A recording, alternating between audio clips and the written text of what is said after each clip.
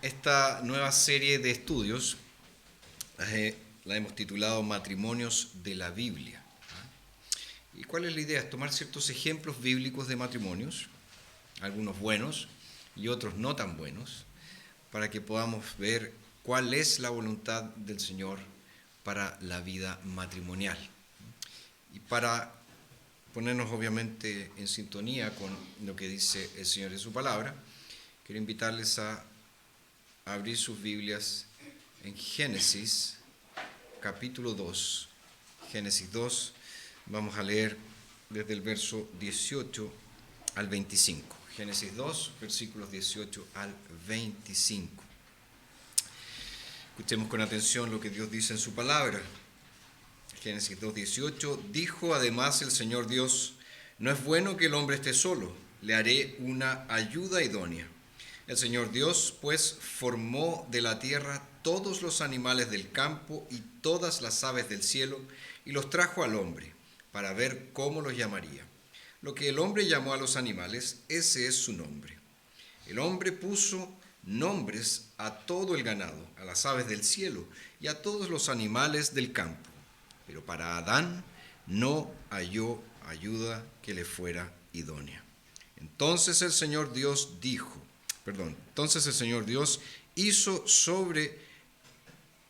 hizo que sobre el hombre cayera un sueño profundo, y mientras dormía tomó una de sus costillas y cerró la carne en su lugar. Y de la costilla que el Señor Dios tomó del hombre hizo una mujer y la trajo al hombre. Entonces dijo el hombre: ahora esta es hueso de mis huesos y carne de mi carne. Esta será llamada mujer, porque fue tomada del hombre. Por tanto, el hombre dejará a su padre y a su madre y se unirá a su mujer, y serán una sola carne. Estaban ambos desnudos, el hombre y su mujer, y no se avergonzaban. Para ninguno de nosotros, creo que sería una sorpresa oír que la institución matrimonial, el matrimonio, está en una verdadera crisis. El matrimonio tal como lo conocemos está en una verdadera crisis. Ahora, eso no es nuevo, ¿verdad? Parece que la crisis matrimonial es algo que lleva bastante tiempo, por lo menos en nuestro país. De hecho, según algunos datos del registro civil, el número de divorcios en matrimonios que han durado 5 años o menos aumentaron en un 525%, pasando de ser unos 578 en el 2006 a ser más de 3.000 en el 2016. Y en el 2021 hubo 86.000 y pocos divorcios, es decir, un 12,5 más que el año 2020. Fíjense, estamos en medio de una pandemia y aún así hubo un número pero exorbitante de divorcios en Chile. Y es natural que frente a cifras como esa, nosotros nos preguntemos qué está pasando, qué está sucediendo. Porque dos personas que en un momento deciden unirse en matrimonio finalmente se divorcian, finalmente se separan. ¿Qué es lo que está sucediendo allí? Ahora, es cierto que dentro de los cristianos la tasa de divorcios es inferior, es bastante inferior a esta que les mencioné bien general. Pero notamos que dentro de los cristianos han aumentado mucho las consejerías matrimoniales. Y las causas que motivan esas consejerías matrimoniales generalmente son las mismas. ¿A qué me refiero? Infidelidad, alguno de los cónyuges cometió infidelidad. Malos tratos, es decir, pésima relación. Maridos poco preocupados, poco dedicados que han herido a sus mujeres. Mujeres más preocupadas por los hijos que por el marido. Problemas económicos que han llevado a tener conflictos entre ellos. Mala comunicación, heridas pasadas, etc. En general, hay muchos problemas. Ahora, es natural que si ya conocemos la alta tasa de divorcios en Chile, ya sabemos que los cristianos no son una excepción, a pesar de que la tasa sea menor, pero aún así entre cristianos hay divorcios, es natural que nos preguntemos qué podemos hacer. ¿Qué es lo que podemos hacer? ¿O dónde podemos buscar una guía para que nuestros matrimonios, como hijos e hijas de Dios, sean matrimonios sólidos, firmes, que glorifiquen a Dios? Entonces, en esta serie, nosotros nos proponemos, como ya les dije, presentar diferentes casos, vamos a hacer como estudios de casos, diferentes matrimonios en la Biblia, y obviamente algunos de esos ejemplos que vamos a presentar nos van a animar mucho y otros nos van a dejar bien desanimados. No solo porque quedó la escoba en esos matrimonios, sino también porque a veces van a ser tan buenos los matrimonios que nosotros vamos a decir, chuta, el mío está lejos de ser algo así. Pero fíjense que Dios tiene un propósito muy interesante y muy importante para haber registrado en su palabra tantas historias acerca de matrimonios. Y el propósito que Dios tiene es lo que nosotros vamos a descubrir en la medida que nos sumerjamos en cada uno de estos ejemplos. Vivimos en un tiempo que se le conoce como posmodernidad o posmodernidad o modernidad tardía, en fin. Y si hay algo que caracteriza nuestro tiempo es que los valores tradicionales de la cultura occidental están siendo desafiados y para muchos abandonados. Cosas ya no sirven. Lo que generaciones pasadas entendían como algo que no debía ser cuestionado, hoy en día se cuestiona. Y dentro de eso está el matrimonio. Y es natural preguntarnos, ¿esta institución pasó de moda? ¿Tenemos que olvidarnos de esta cosa e inventar algo nuevo? Bueno, la Biblia dice que no. La Biblia dice que no. Porque la Biblia describe los orígenes de esta relación matrimonial. Y nos proporciona también los fundamentos para un buen matrimonio y los fundamentos para una buena vida en el hogar. Entonces, fíjense aquí en nuestro texto de Génesis 2. Lo primero que nosotros tenemos que entender, obviamente, es que el matrimonio no es una idea humana. No se le ocurrió al ser humano.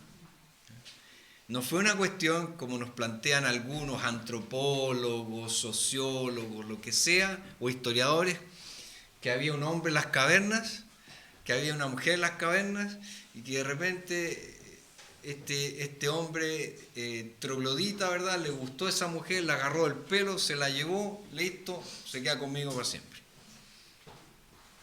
No fue así. Nunca fue una convención social lo que hizo surgir la institución matrimonial. El matrimonio es, como nos dice la Biblia, una idea divina. Dios diseñó el matrimonio. Y en Génesis 1 y 2, nosotros encontramos la narrativa de la creación. Nosotros ya hemos estudiado bastante este texto en nuestros grupos en casa, así que no lo vamos a abordar tan profundamente. Pero es impresionante ver, tanto en Génesis 1 como en Génesis 2, cómo Dios se preocupó de traer orden a su creación. Y Él estableció un orden bien preciso en su creación. Y particularmente Génesis 2, nosotros vemos que hay una especie de enfoque especial en la creación del ser humano. Y en el pacto, obviamente, que Dios establece con el ser humano. Y obviamente Dios parte con la creación de Adán, que nos dice que lo crea del polvo de la tierra y sopla en su nariz aliento de vida y él llegó a ser un ser viviente. Y a partir de Adán, según el texto que acabamos de leer, Dios creó a Eva, Dios creó a la mujer. Y fíjense que el verso 18 de este capítulo 2 de Génesis nos da el contexto para la creación de la mujer. Nos dice: dijo además el Señor Dios, no es bueno que el hombre esté solo, le haré una ayuda idónea. Y después lo hace pasar como en una especie de aprendizaje experiencial. acerca de qué implicaba eso. Dios da un parecer, no es bueno que el hombre esté solo, le haré una ayuda que sea idónea. Y después, ¿qué nos dice el texto? Verso 19, el Señor Dios pues formó de la tierra todos los animales del campo y todas las aves del cielo, y los trajo al hombre para ver cómo los llamaría. Lo que el hombre llamó a los animales, ese es su nombre. El hombre puso nombre a todo el ganado, a las aves del cielo y a todos los animales del campo. Pero para Adán no halló ayuda que le fuera idónea. El Señor le presentó todos los animales. Adán hizo una taxonomía, ¿verdad? Un estudio de cada una de sus características y así fue poniéndoles nombre. Y concluye, ¿verdad?, este proceso de observación con el siguiente parecer.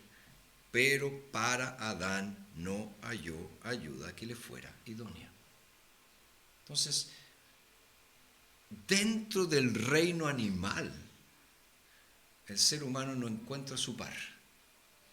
El ser humano no encuentra a alguien que sea el complemento necesario. De ahí entonces nos dice que el Señor, verso 21, hizo caer al hombre en un profundo sueño. Y de su costado, nos dice, hizo la mujer. Aquí en nuestras versiones dice costilla, pero en el hebreo no es tan explícito decir costilla, dice costado. Puede haber sido de un hueso, la costilla, porque es el costado nuestro, ¿verdad? Pero no sabemos tanto así. Pero el tema es que cuando Adán despierta, tuvo una de las reacciones más impresionantes que se registran en las Escrituras. El verso 23 dice, ahora, esta es hueso de mis huesos y carne de mi carne. Esta será llamada mujer porque fue tomada del hombre. Y luego encontramos esta declaración que encierra esta unión. Verso 24, por tanto el hombre dejará a su padre y a su madre y se unirá a su mujer y serán una sola carne. Aquí tenemos entonces el origen del matrimonio, el génesis del matrimonio. Un hombre y una mujer unidos de manera indisoluble, formando una de las uniones más profundas que existen. El texto dice una sola carne.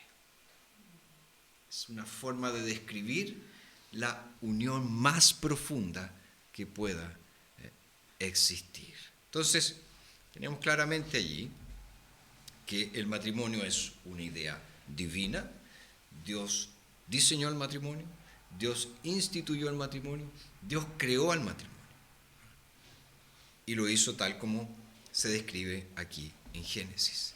Ahora es importante que en este punto abordemos lo que es el matrimonio, de acuerdo con lo que nos dice este texto de Génesis.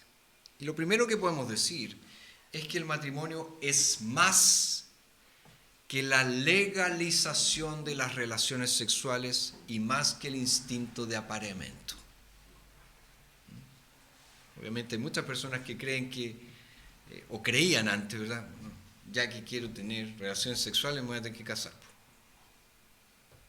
Pero es más que eso. Es cierto que el apóstol Pablo, por ejemplo, en 1 Corintios 7, él declara que el matrimonio es necesario para evitar la inmoralidad sexual. Si alguien puede leer 1 Corintios 7, versículos 2 y 3, por favor.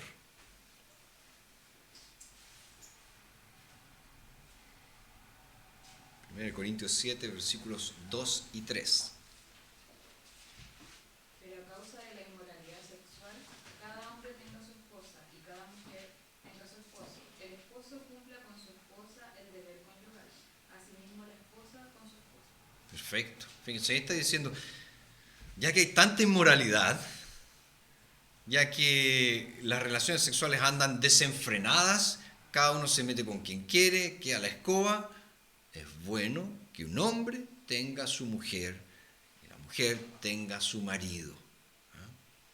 Así evitamos esta inmoralidad sexual. En el fondo está diciendo ahí el apóstol Pablo que el matrimonio hace que las relaciones sexuales sean legales, sean honestas, y evita también una conciencia culpable. Pero ojo, el matrimonio es más que eso, es más que eso. También nosotros podemos decir que el matrimonio ha sido diseñado para propagar la raza humana. Uno de los deberes dentro del vínculo matrimonial, como nos dice Génesis 1, es que el hombre y la mujer debían ser fecundos y multiplicar la tierra. O sea, propagarse. Pero esa no es la primera y la única razón para explicar la existencia del matrimonio.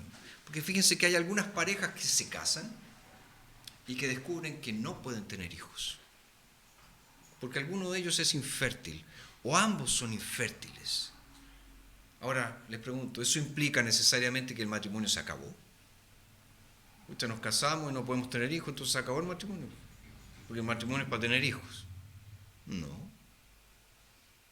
¿O qué pasa, por ejemplo, cuando la mujer llega a aquella etapa de su vida donde ya no puede tener más hijos?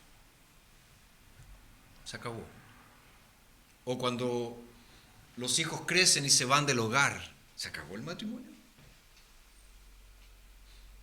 Entonces debe haber más en el matrimonio que el solo hecho de engendrar hijos, que el solo hecho de criar hijos.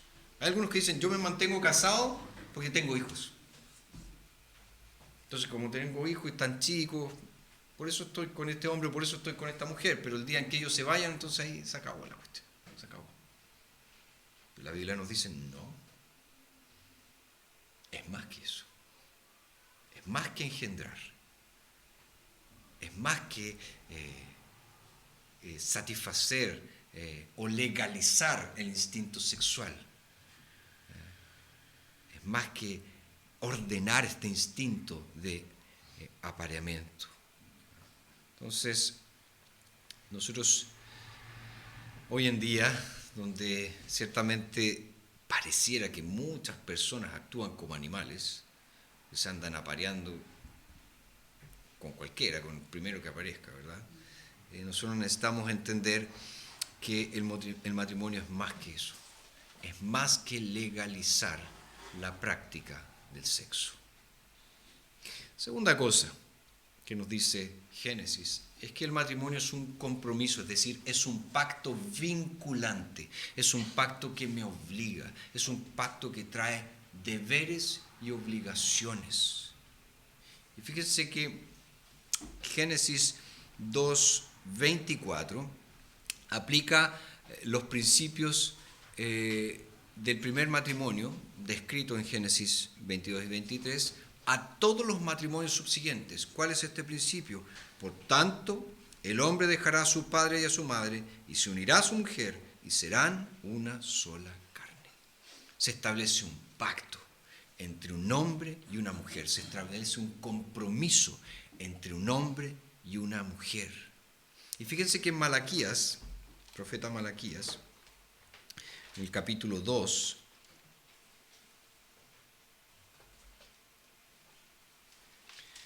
verso 14, dice, y dicen, ¿por qué? Porque el Señor ha sido testigo entre ti y la mujer de tu juventud, a la cual has traicionado, a pesar de ser ella tu compañera y la mujer de tu pacto. ¿Cuál es allí la palabra del profeta Malaquías? Estaba sucediendo que se estaban produciendo divorcios y el Señor es muy claro en decir que Él aborrece el divorcio. Pero fíjense cómo describe el matrimonio allí el profeta. Lo describe como un pacto entre un hombre y una mujer.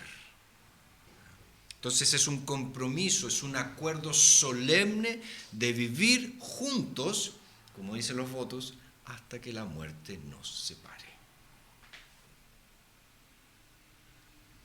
Tercera cosa que vemos aquí en Génesis es que este pacto, este compromiso vinculante, es un pacto, un compromiso de amor.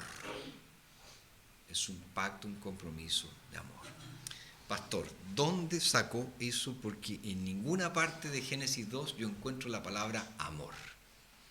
No encuentro a Adán diciendo, oh, te amo, mi querida Eva. Y no encontramos tampoco a Eva diciendo, oh, cómo te amo, mi Adán. Nada de eso. ¿Dónde está? Fíjese, hay algo de romance que es evidente en los labios de Adán en el instante en que él ve a Eva, en que él ve a la mujer. Es como si, por decirlo así, fue amor a primera vista. Él dice, ahora estos huesos de mis huesos, carne de mi carne, esta será llamada mujer, porque fue tomada del hombre. Ella es perfecta para mí. Ella me complementa. Ella es mi ayuda idónea. Y ojo, bastó que solo la viera. Oh, ¿existe eso del amor a primera vista? Parece que no, pastor, porque sí, yo lo vi al principio y lo encontré todo desguañingado. No me caía muy bien al principio y después, no sé, finalmente ya me gustó. O otro puede decir, no, la primera vez que la vi, el mundo paró. Y dije, esta es para mí. Y otros pueden decir, nunca pasó nada de eso, nos pusimos de acuerdo, casémonos, listo. Y aquí estamos, dando la hora todavía. Pero Adán, fíjense, sus palabras nos presentan aquí. Yo sé que para nosotros es difícil porque esto es lengua semítica, hebreos, donde la poesía hebrea es diferente a nuestra poesía, pero acá es casi un poema de amor lo que él dice. No sé cuántos de ustedes vieron una película que se llama Jerry Maguire, de Tom Cruise. Ninguno de ustedes. Son muy jóvenes todos ustedes. Bueno, en una parte de esa película, cuando él finalmente le declara su amor a la niña con la que él estaba, entre comillas, ya se había casado por deber más que nada. Él termina y le dice, tú me complementas. Y ahí ella llora y son felices para siempre, como nos dicen las películas. Pero hay algo de verdad en eso. ¿A qué me refiero?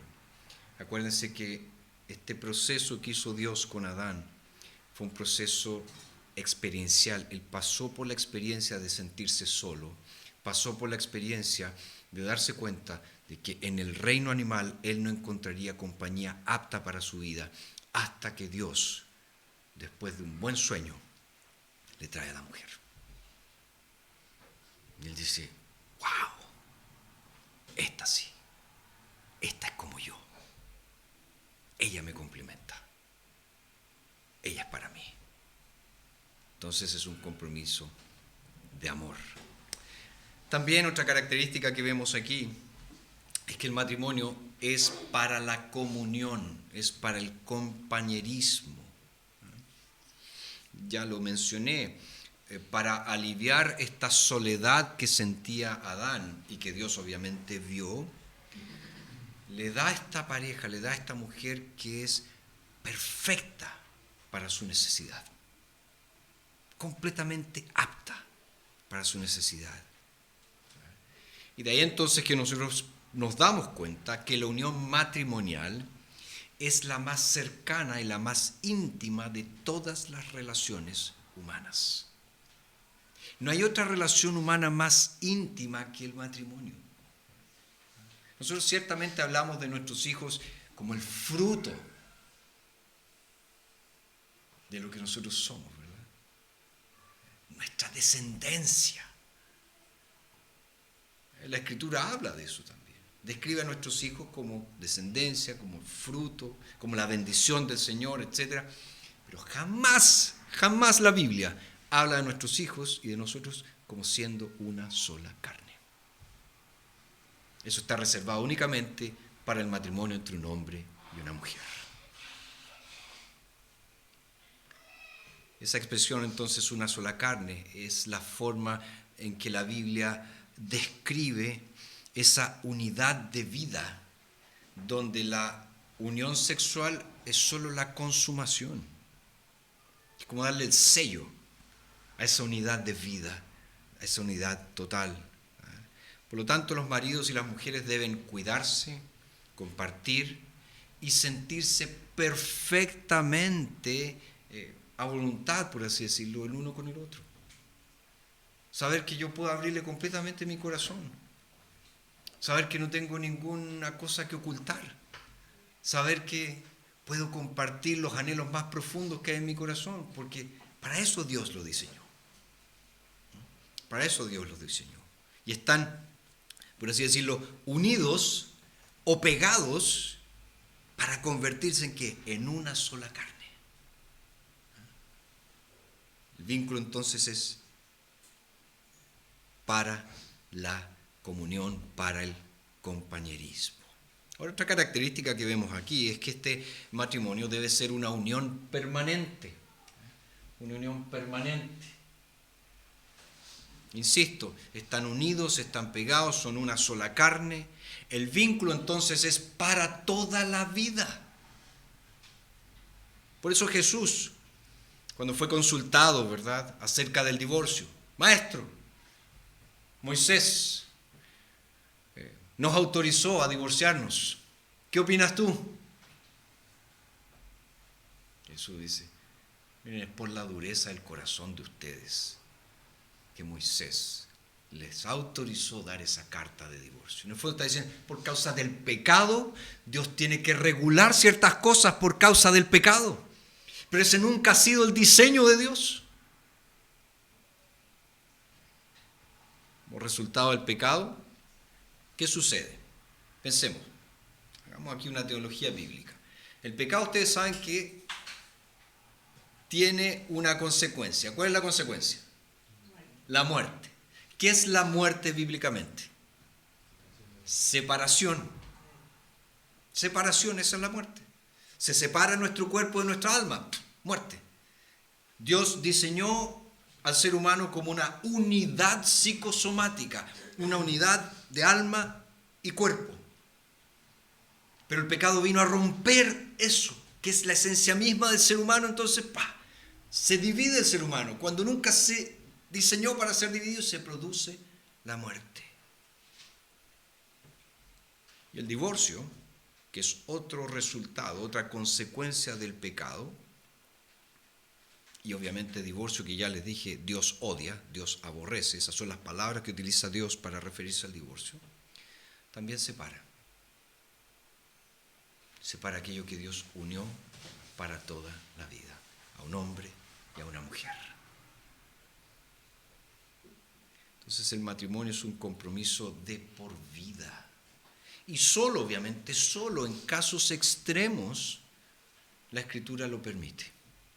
¿Cuáles son esos casos extremos que la Escritura lo permite? Cuando el cónyuge víctima ha sufrido un adulterio o ha sufrido la deserción definitiva, él puede, el ofendido, decir, me divorcio de ti. El ofensor, el que cometió el adulterio, el que decidió acabar con el matrimonio, desertar del matrimonio, no tiene derecho alguno, según la Biblia, para divorciarse. No tiene. Ahora, son casos extremos que la Biblia presenta, porque ¿cuál es la deserción definitiva? No es decir, este matrimonio se acabó, pero aquí estamos. No, la deserción definitiva es, me voy de la casa y no te vuelvo a ver nunca más. Esa es la deserción definitiva. Y obviamente la Escritura tiene que regular esa situación porque queda una mujer o queda un hombre en casa solo. ¿Qué hacemos? Bueno, te puedes divorciar. Pero déjame decirte algo, eso es consecuencia del pecado. Nunca ha sido el diseño del Señor. Lo mismo, adulteró. Quien fue el ofendido con ese pecado le dice al otro, tú rompiste el vínculo, yo no puedo confiar más en ti, se acabó el matrimonio, me divorcio de ti. Pero ojo, en ambos casos siempre existe la posibilidad del perdón. Que un cónyuge le diga al otro, sí, tú te mandaste a cambiar, te fuiste, pues yo te perdono, aquí estoy. Sí, tú me fuiste infiel, me traicionaste, pues te perdono, aquí estoy. ¿Y por qué está esa posibilidad? Porque el diseño de Dios es que el hombre y la mujer que se casaron no se divorcien. Lo único que los separa es la muerte. Nada más que eso. Entonces, ¿cuál es el problema? Que los extremos hoy en día se han convertido en la norma en la sociedad. Me aburrí, no quiero más, chao, me divorcio. Me metí con otro o me metí con otra. Sí, me gustó más el otro o la otra, me divorcio. Es la norma en la sociedad. Pero obviamente nosotros los cristianos no podemos seguir ese ejemplo, ese pensamiento mundano, sino que tenemos que ser ejemplos de un camino mejor, de algo diferente, de algo distinto, ejemplos del diseño de Dios. Otra característica que vemos aquí en Génesis acerca de lo que es el matrimonio es una unión monogámica. El matrimonio es monógamo. Dios, fíjense, le trajo a Adán una mujer. No le dijo, mira, acá hay 10, pásalo bien. Mira, acá hay 2. Ya, si no te da el bolsillo, acá hay 4, quédate con 4. Una sola. Y es cierto, nosotros vemos algunos matrimonios polígamos en el Antiguo Testamento. Pero al principio no fue así. Lo que se reguló después fue lo mismo que sucede con el divorcio. Se reguló una situación pecaminosa. ¿Para qué? Para que no se desbandara aún más. Y es así como nosotros tenemos al famoso patriarca Jacob que hemos estado estudiando, casado con 2 mujeres. Uno puede decir, claro, es que lo engañaron al pobre. No importa. Pero eso ya estaba asumido en la cultura pagana de su tiempo. Se podía hacer. Pero el diseño de Dios siempre fue un hombre y una mujer. Punto final. Ahora, el Nuevo Testamento alienta esto mismo. Por ejemplo, cuando da los requisitos para los líderes en la iglesia, presbíteros y diáconos, ¿qué dice? Marido de una sola mujer. ¿Por qué está diciendo eso? Porque ese es el diseño de Dios. Y él como líder debe ser un ejemplo de vida cristiana, ejemplo de sumisión a la palabra de Dios. ¿Y qué dice la palabra de Dios? Desde el principio es un hombre y una mujer para toda la vida. ¿Qué otro principio encontramos? Que el matrimonio es heterosexual, obviamente. En el principio Dios proveyó para Adán no otro varón, sino una hembra, una mujer. Y en un tiempo en que los matrimonios homosexuales están siendo reconocidos por la sociedad, incluso bendecidos por algunas supuestas iglesias, es necesario mencionar este tema. Porque aquellos que intentan defender las prácticas homosexuales, cualquier sea el tipo, lo que hacen es torcer las escrituras, distorsionar las escrituras para que se adapten a las prácticas pecaminosas del tiempo, del mundo, y también para adormecer sus conciencias. Yo he escuchado a algunos defender la homosexualidad partiendo de esta relación afectiva que tenía David con Jonatán. Se nos dice que lo amaba más que una mujer. Ven, eran homosexuales. ¿Cuándo? ¿Dónde dice eso la Escritura? Si la Escritura condena el homosexualismo y se nos dice que David era un hombre según el corazón de Dios, ¿quién puede inventar eso? ¿Un homosexual o alguien que defiende a los homosexuales? Y nosotros sabemos que la Biblia utiliza un lenguaje bastante fuerte, tal vez el más fuerte posible para describir las uniones no naturales, las uniones homosexuales. ¿Y por qué lo hace? Porque el cuerpo masculino y el cuerpo femenino fueron diseñados perfectamente por Dios, el uno para el otro. Los hombres no están destinados a tener relaciones sexuales con otros hombres, las mujeres tampoco están destinadas a tener relaciones con otras mujeres. No fuimos diseñados así. Y además la Escritura también dice que los seres humanos, independientemente de su sexo, sean hombres o mujeres, jamás deben tener relaciones sexuales con animales. Porque eso está condenado en la palabra de Dios. Y si está condenado en la palabra de Dios, ¿por qué es? Que ya existía esa práctica dentro de los paganos que rodeaban a los israelitas. Entonces, la unión es heterosexual, un hombre con una mujer.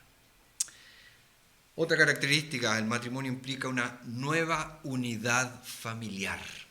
Una nueva unidad familiar. El texto es bien claro en decir que el hombre dejará a su padre y a su madre y se unirá a su mujer y los dos serán una sola carne.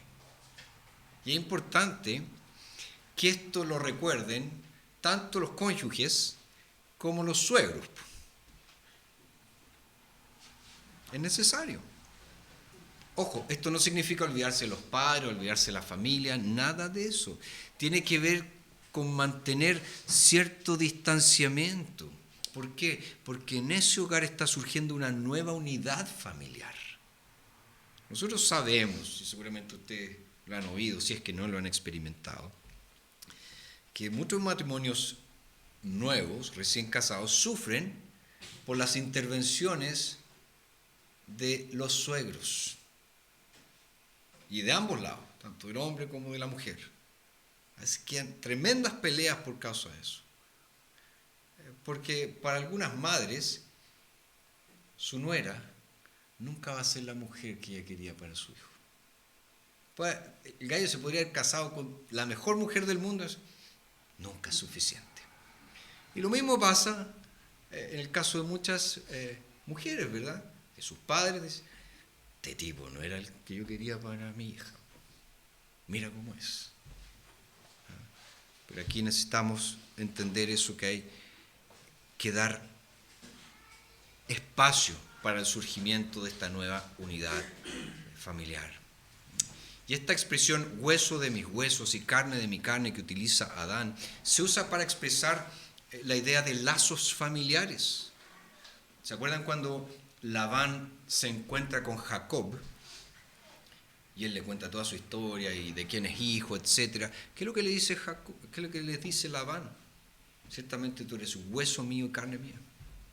¿Qué le está diciendo? Son parientes, son familia. Entonces aquí Adán está diciendo, aquí está la familia, con ella. Aquí está mi familia. Porque el marido y la mujer forman una nueva relación familiar. Y es dentro de esta relación familiar nueva, única, donde los hijos deben nacer, donde los hijos deben ser criados. Y por último, el matrimonio, como vemos aquí, expresa o implica apertura y franqueza. Apertura y franqueza. Fíjense cómo concluye esta sección en el verso 25. Estaban ambos desnudos, el hombre y su mujer, y no se avergonzaban. Este versículo obviamente nos prepara para lo que vemos después, que se produce con la caída. Que el hombre y la mujer se dieron cuenta que estaban desnudos y se avergonzaron. Fíjese, esta falta de vergüenza que sentía Adán y Eva no era, como muchos piensan, que estaban en una etapa de inocencia, entonces no sabían lo que era. Y que después cuando los ojos se abren, ahora veo con otros ojos. No es eso, sino que indica su estado de haber sido creados por Dios sin pecado alguno. Porque el pecado es lo que nos avergüenza. El pecado nos genera vergüenza. El pecado me lleva a cubrirme, porque necesito esconderme de alguna forma. La gente no puede saber quién soy yo realmente. ¿Por qué tantos matrimonios viven una pantalla para el resto? Están juntos para el resto, pero dentro de las cuatro paredes de la casa ni se hablan, no tienen contacto alguno. Viven una pantalla. ¿Por qué? Vergüenza por causa del pecado. Y también nosotros podemos incluir el sexo prematrimonial, que a menudo, yo sé que estamos en otra época, pero a menudo genera sentimientos de disgusto, desconfianza, miedos, inseguridades. Porque sabemos que el matrimonio es lo único que nos permite abrirnos realmente,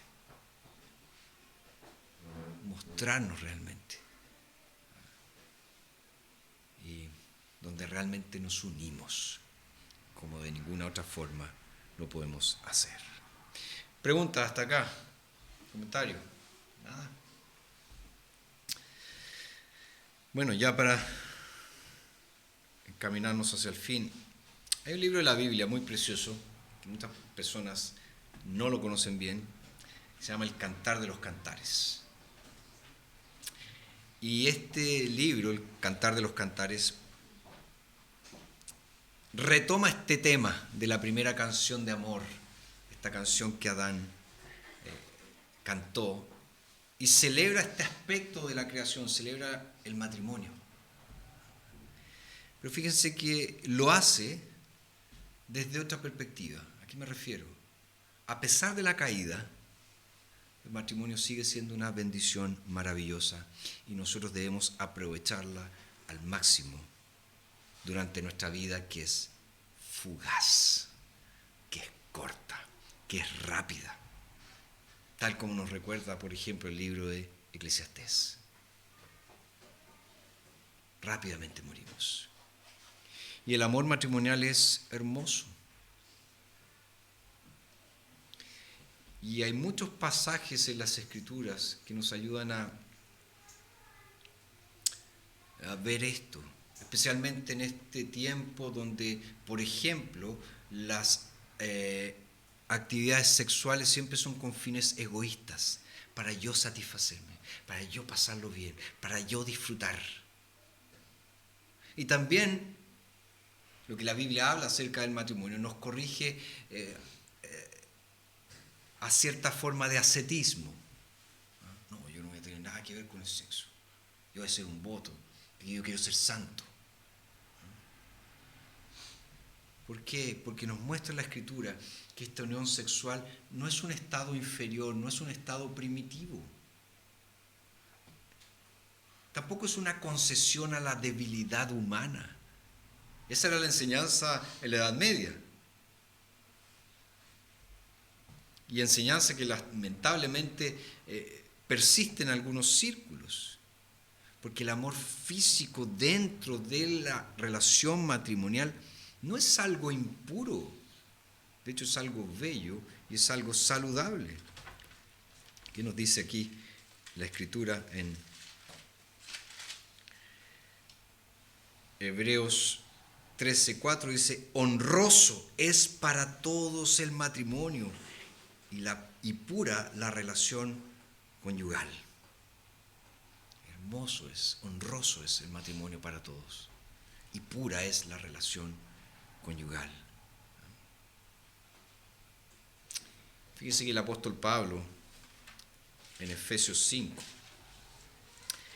él cita Génesis 2:24 cuando él enseña acerca de la relación matrimonial. Pero al hacerlo, Pablo agrega algo más en el verso 32, dice: grande es este misterio, pero lo digo respecto de Cristo y de la Iglesia. Fíjese que el misterio de la relación matrimonial, que hace de ella algo tan especial, es que es un cuadro, pinta un cuadro bello. ¿De qué cosa? De la relación entre Cristo y su Iglesia.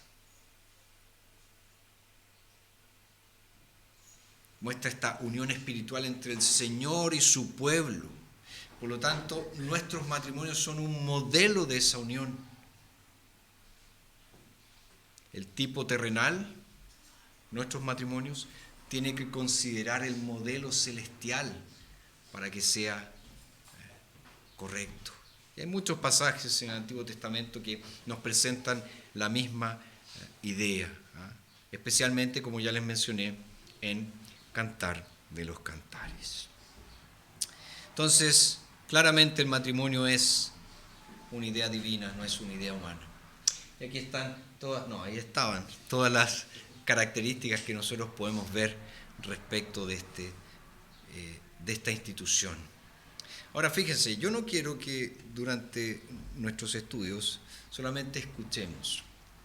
Yo creo que es tiempo de evaluar y de poner en práctica. Por eso todos tienen ahí una hojita que dice ahí hoja de evaluación. No es para que la hagan ahora, me la traigan y yo les ponga nota. No tiene nada que ver con eso. Es para que la puedan completar en sus casas, en un tiempo a solas. Y tomar ahí y decir, ¿cuáles son los puntos fuertes de mi matrimonio? ¿Y cuáles son los puntos débiles? Pero más que eso, todo lo que has escuchado hoy, busca oportunidades durante esta semana para aplicarlo. Me dice que el matrimonio es para el compañerismo, para la comunión. Estoy gastando tiempo en conversar con mi cónyuge.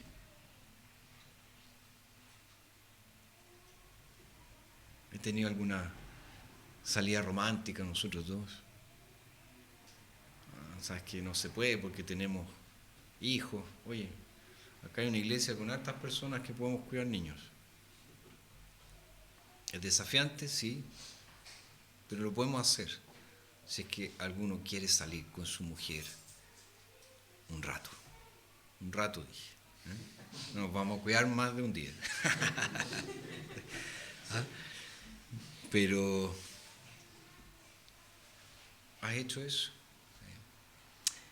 ¿Por qué no te dispones a ayudar en las tareas del hogar esta semana? ¿Por qué no te dispones a conversar un poco más esta semana con tu cónyuge?